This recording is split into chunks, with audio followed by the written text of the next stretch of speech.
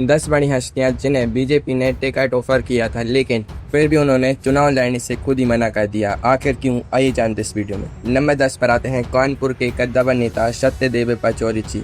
2024 के लोकसभा चुनाव का बिगुल अभी बजा ही था कि कानपुर की राजनीति में एक बड़ा मोड़ आया। सत्यदेव पचौरी जी ने चुनाव की तारीखों के ऐलान से पहले ही पार्टी अध्यक्ष जेपी नड्डा जी को एक चिट्ठी थमा दी।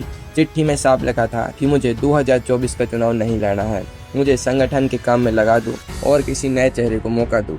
अब आप सोचे, राजनीति में अपनी चलती हुई संसद की कुर्सी और बना बनाया टिकट कौन छोड़ता है, लेकिन राजनीति के मचे हुए खिलाड़ी हवा का रुख बहुत पहले भाप लेते हैं। जब आलाकमान नई पौध को पानी देने का मन बना चुका हो तो समझदार नेता खुद किनारे हटने में ही भलाई समझते हैं। सत्यदेव पचौरी जी ने टाइम रहते ऐसा दांव खेला कि अपना सम्मान भी बचा लिया और पार्टी के सामने त्याग की एक नई मिसाल भी पेश कर दी। इसे कहते हैं बिना कोई बगावत के सम्मान पूर्वक मैदान को छोड़ना। नंबर 9 पर आते हैं हजारीबाग के पूर्व सांसद और पूर्व केंद्रीय मंत्री जयंत सिन्हा जी। जयंत सिन्हा जी का मामला तो राजनीति के सबसे दिलचस्प किस्सों में से एक है। 2024 के चुनाव सिर पर थे और टिकटों की लिस्ट फाइनल हो रही थी। इसी बीच हार्वर्ड से पढ़े लिखे जयंत सिन्हा जी को अचानक धरती के पर्यावरण की चिंता सताने लगी। उन्होंने सीधे पार्टी अध्यक्ष जेपी नड्डा जी को लेटर लिखा और कहा कि मुझे प्रत्यक्ष चुनावी कर्तव्यों से मुक्त किया जाए, क्योंकि अब मैं अपना पूरा ध्यान ग्लोबल वार्मिंग और क्लाइमेट चेंज पर लगाना चाहता हूँ।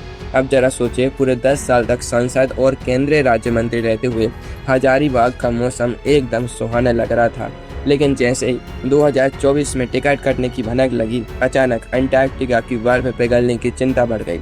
राजनीति में जब कुर्सी डगमगाती दिखती है तो नेता सीधे पर्यावरण प्रेमी बन जाते हैं। जयंत सिन्हा जी ने क्लाइमेट चेंज की ऐसी ढाल बनाई कि आलाकमान भी कुछ बोल नहीं पाया और उन्होंने बिना जंग लड़े ही अपना राजनीतिक करियर साइड में कर लिया। नंबर 8 पर आते हैं दिल्ली की चांदनी चौक सीट के पूर्व सांसद और पूर्व केंद्रीय स्वास्थ्य मंत्री डॉक्टर हर्षवर्धन जी। डॉक्टर हर्षवर्धन जी राजनीति का एक बहुत ही शांत और शरीफ चेहरा माना जाता था। 2024 के चुनावों में जब बीजेपी की पहली लिस्ट आई तो चांदनी चौक से उनका नाम साफ गायब था। अब अगर कोई आम नेता होता तो टीवी चैनलों पर जाकर रोता, बगावत करता या किसी दूसरी पार्टी का दामन थाम लेता, लेकिन डॉक्टर साहब ने अपनी डॉक्टरी वाली समझदारी दिखाई। उन्होंने नब्ज पहले ही पकड़ ली थी। बिना किसी तमाशे के उन्होंने सीधे राजनीति को अलविदा कहा और वापस दरियागंज स्थित अपनी ENT क्लिनिक में मरीजों को कान नाक गला देखने पहुंच गए। उन्होंने बयान दिया कि मेरा राजनीतिक सफर पूरा हुआ, अब मैं अपनी डॉक्टरी के पेशे में लौट रहा हूँ। राजनीति एक ऐसी बीमारी है दोस्तों, जहाँ बड़े बड़े डॉक्टर जब इसके मरीज बनते हैं तो आखिर में अपनी क्लिनिक भागने में ही भलाई समझते हैं। आलाकमान आपको बाय बाय कहे उससे पहले खुद ही टाटा कह देना ही असली राजनीति है। नंबर 7 पर आते हैं बॉलीवुड की धक धक घायल माधुरी दीक्षित जी। 2019 के लोकसभा चुनाव का माहौल याद कीजिए। मीडिया में अचानक खबरें चलने लगी कि बीजेपी पूरे लोकसभा सीट से माधुरी दीक्षित जी को चुनावी मैदान में उतारने जा रही है। पार्टी के बड़े बड़े राष्ट्रीय नेता माधुरी जी के घर पहुंचे, चाय नाश्ता हुआ, तस्वीरें खींची और पूरे देश में माहौल बन गया कि संसद में मोहिनी का जलवा दिखेगा। टीवी चैनलों पर दिन रात डिबेट होने लगी, लेकिन जैसे ही बीजेपी की तरफ से बात फाइनल करने का समय आया, माधुरी दीक्षित जी ने बड़े ही प्यार से हाथ जोड़ लिए।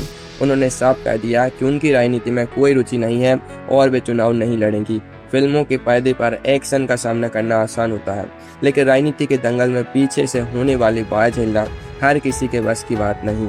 माधुरी दीक्षित जी ने समय रहते राजनीतिक पिच पर आने से इनकार कर दिया और अपनी साख बचा ली। नंबर 6 पर आते हैं भारतीय क्रिकेट टीम के सिक्सर किंग युवराज सिंह जी। 2024 के चुनाव में पंजाब की गुरदासपुर सीट अचानक से देश की सबसे हॉट सीट बन गई थी। चारों तरफ यह खबर जंगल की आग की तरह फैल गई कि बीजेपी युवराज सिंह जी को गुरदासपुर से मैदान में उतारने जा रही है। स्टुअर्ट ब्रॉड के एक ओवर में 6 छक्के मारने वाले युवराज सिंह जी को राजनीति के पिच पर उतारने की पूरी पथकथा लिखी जा चुकी थी। मीडिया ने तो उनका चुनाव प्रचार तक शुरू करवा दिया था, लेकिन युवराज सिंह जी ठहरे असली खिलाड़ी। उन्होंने देखा कि राजनीति के पिच पर कोई भी नो बॉल फेंक सकता है और पीछे से अपनी ही टीम का बंदा स्टंपिंग कर सकता है। उन्होंने तुरंत अपने सोशल मीडिया अकाउंट पर पोस्ट डालकर साफ किया कि मैं कोई चुनाव नहीं लड़ रहा हूँ, यह सब बस सिर्फ एक अफवाह है। युवराज सिंह जी ने इस राजनीतिक बाउंसर को बड़ी सफाई से ढक कर दिया और अपने फाउंडेशन के काम में लगे रहना ही बेहतर समझा। नंबर 5 पर आते हैं बंगाल के दादा यानी पूर्व भारतीय कप्तान सौरव गांगुली जी। 2014 के लोकसभा चुनाव या 2021 के बंगाल विधानसभा चुनाव। बीजेपी ने सौरभ गांगुली जी को बंगाल में पार्टी का मुख्य चेहरा बनाने के लिए एड़ी चोटी का जोर लगा दिया था। यहाँ तक कि देश के गृह मंत्री खुद दादा के घर डिनर पर गए, रसमलाई खाई गई और कयास लगाए जाने लगे कि दादा अब राजनीति के पिच पर उतरकर बंगाल के सीएम पद के उम्मीदवार बनेंगे। लेकिन सौरभ गांगुली जी ने जिस तरह ऑफ साइड की बाहर जाती गेंद को लीव किया, वैसा तो कोई बड़ा से बड़ा बल्लेबाज भी नहीं कर सकता। दादा ने बहुत ही शालीनता से बीजेपी के ऑफर को ठुकरा दिया। दादा जानते थे कि बंगाल की खूनी राजनीति में हेलमेट पहनकर भी क्रीज पर टिकना आसान नहीं है। अगर वे एक तरफ झुकते तो आधा बंगाल उनका विरोधी हो जाता। दादा ने बिना कोई रिस्क लिए राजनीति के दलदल से खुद को बिल्कुल साफ सुथरा बाहर निकाल लिया। नंबर 4 पर आते हैं दक्षिण भारत के सुपरस्टार थलाइवा रजनीकांत जी। रजनीकांत जी की राजनीति में एंट्री की कहानी किसी सस्पेंस थ्रिलर फिल्म से कम नहीं थी। सालों तक यह सस्पेंस चलता रहा कि रजनीकांत जी पार्टी बनाएंगे, चुनाव लड़ेंगे और तमिलनाडु की सत्ता पर काबिज होंगे। बीजेपी भी पूरी तरह तैयार बैठी थी कि जैसे ही थलाइवा हरी झंडी दिखाएंगे, उनके साथ गठबंधन करके या उन्हें टिकट देकर तमिलनाडु का किला फतेह कर लिया जाएगा। दिसंबर 2020 में रजनीकांत जी ने अपनी राजनीतिक पार्टी के ऐलान की तारीख तक तय कर दी थी। पूरे दक्षिण भारत में ढोल नगाड़े बजने लगे थे, लेकिन फिर ऐन मौके पर सेहत और डॉक्टरों की सख्त सलाह का हवाला देते हुए रजनीकांत जी ने हाथ जोड़ लिए और ऐलान कर दिया कि वे राजनीति में कभी कदम नहीं रखेंगे। जो रजनीकांत फिल्मों में हवा में गोलियां मोड़ देते हैं, वो भी राजनीति के इस चक्रव्यूह से डरकर पीछे हट गए। थलाइवा ने सही समय पर यू टर्न लेकर अपनी साख और सेहत दोनों बचा ली। नंबर 3 पर आते हैं 2.5 किलो का हाथ वाले सनी देओल जी। 2019 में बीजेपी ने सनी देओल जी को पंजाब की गुरदासपुर सीट से टिकट दिया। सनी पाजी चुनाव जीते और सांसद बन गए, लेकिन सांसद बनते ही सनी पाजी ऐसे गायब हुए जैसे गदर फिल्म में पाकिस्तान की पुलिस गायब हो जाती है। 5 साल तक संसद में उनकी उपस्थिति इतनी कम रही कि गुरदासपुर की जनता उनके गुमशुदगी के पोस्टर छापने लगी।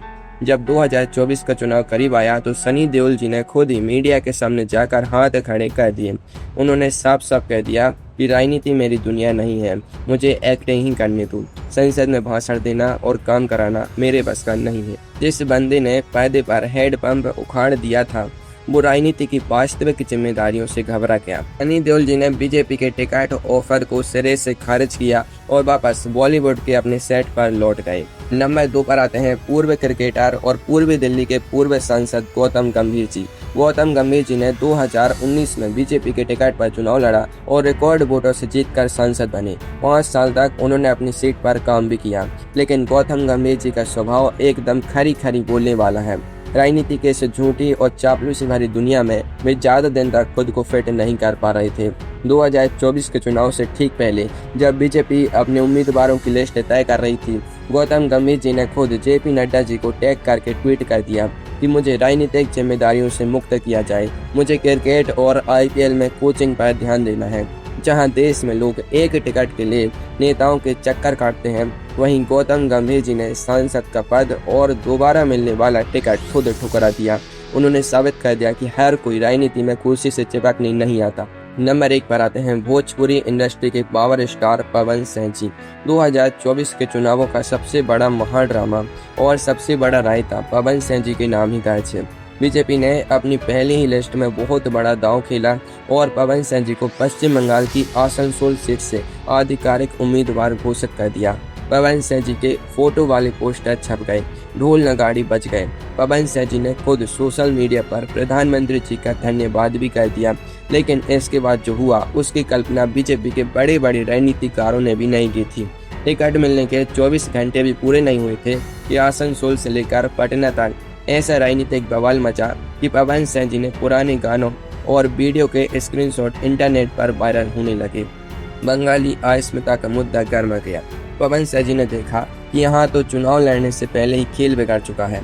उन्होंने 24 घंटे के अंदर ही अपना स्टैंड बदला और ट्वीट कर दिया कि मैं व्यक्तिगत कारणों से आसनसोल से चुनाव नहीं लड़ सकता, मैं पार्टी का टिकट वापस करता हूँ।